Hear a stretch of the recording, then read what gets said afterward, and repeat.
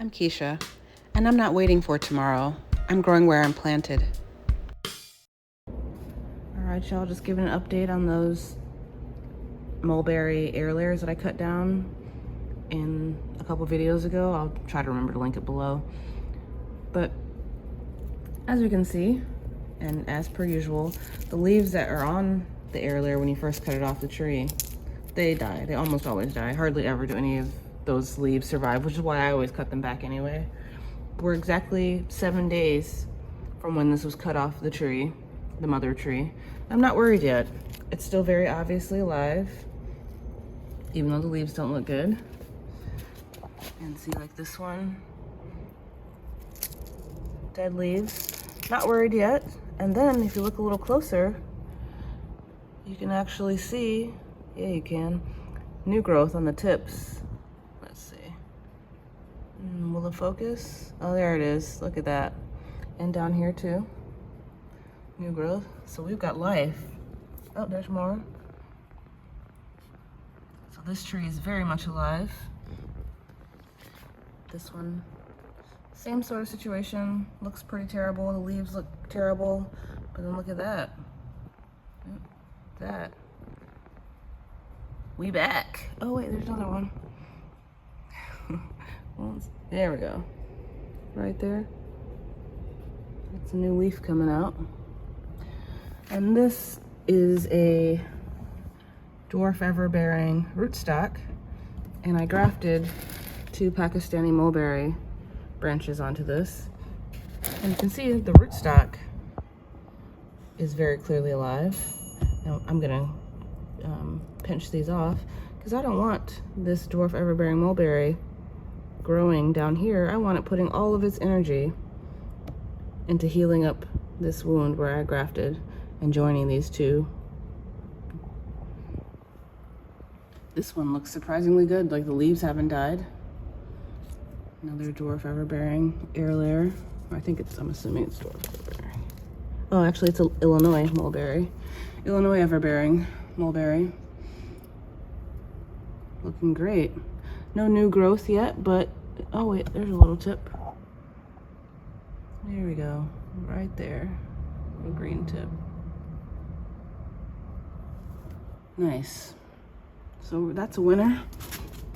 And then this is the one that first caught my eye because I saw this, dead leaves, but then I'm like, oh wait, look at all that new growth. It's another air layer. And there's another one coming right there. And these are a couple of the mulberry air layers that had very minimal roots, which is why I put them in these clear cups because I wanted to see if the roots start developing. Again, it's only been 7 days, so I'm not surprised that this hasn't done anything and looks pretty terrible. We'll give it a little more time, but I hope, I won't say I expect, I hope to start seeing some growth on these, but if not, it's fine.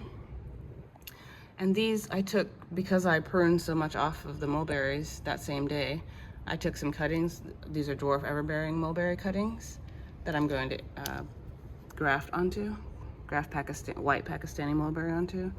And you can see we've got some budding happening. Turn this guy. See that one? And looks like this one's coming to life as well. And then I've got a bunch of, underneath my dining table, well, what used to be my dining table, which is now a planting table. I've got, these are mostly dwarf Thai ever-bearing.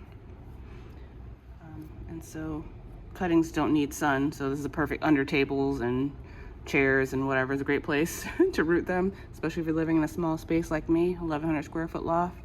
But I use every single inch to grow food. Anyway, you can see these have taken. And these ones in the back are some more of the dwarf ever-bearings that I just took. I'm not sure what this one is. Oh, actually, no, that's a Thai. And these are dwarf ever-bearings I took a long time ago that probably need to be in their own pot. I multi-sowed them, which I don't usually do with mulberry because they very often do root and they're sensitive to root collapse when you transplant them or like upsize the pot, which is why I don't really like to multi-sow. I don't like to multi-sow plants that I'm thinking will probably take, or I have, from my experience, usually do root, because you're just risking your cutting dying when you have to upsize it and transplant it out of this pot with all these other ones and put it into its own pot. But anyway, it's because I didn't really have a plan for what I was doing with dwarf everbearing, because I don't care to have it for a snacking fruit.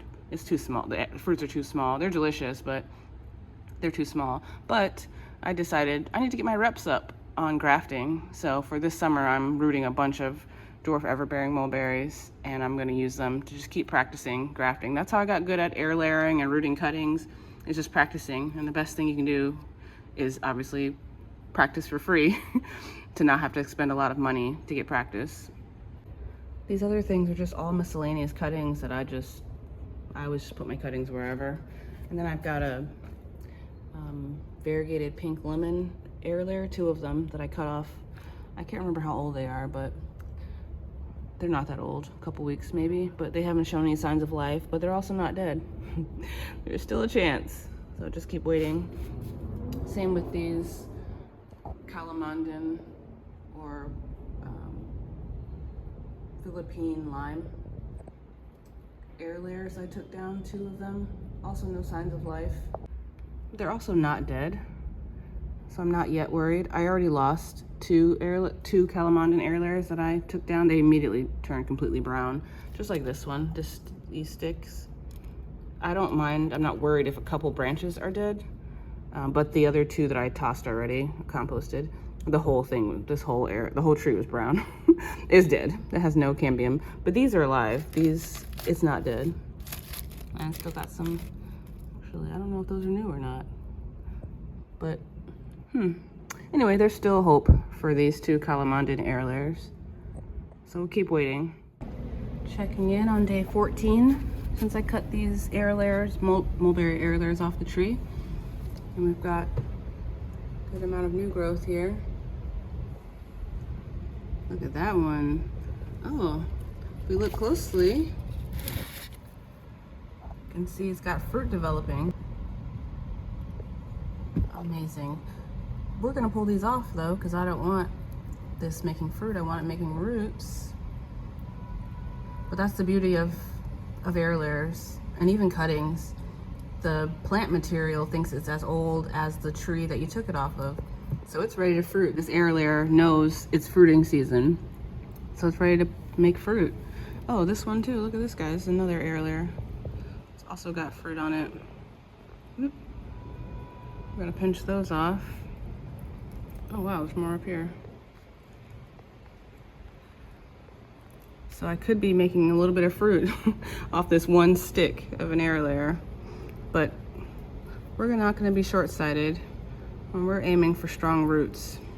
So I'm pulling all these off, so all of this plant's energy can go into root development. Somebody asked me about buying mulberry cuttings from me, and so I've added those to my Etsy shop, and the link's in the description, and I can cut off some cuttings for you and ship them. This is my graft. Oh, see, the rootstock is still trying to leaf, but we don't want that. I want all of the energy going into repairing this wound that I made to put this Pakistani mulberry with this dwarf everbearing. Oh, this one's, oh yeah, nice. Okay, it's starting to leaf. Nothing on this guy yet. That's all right, we'll wait.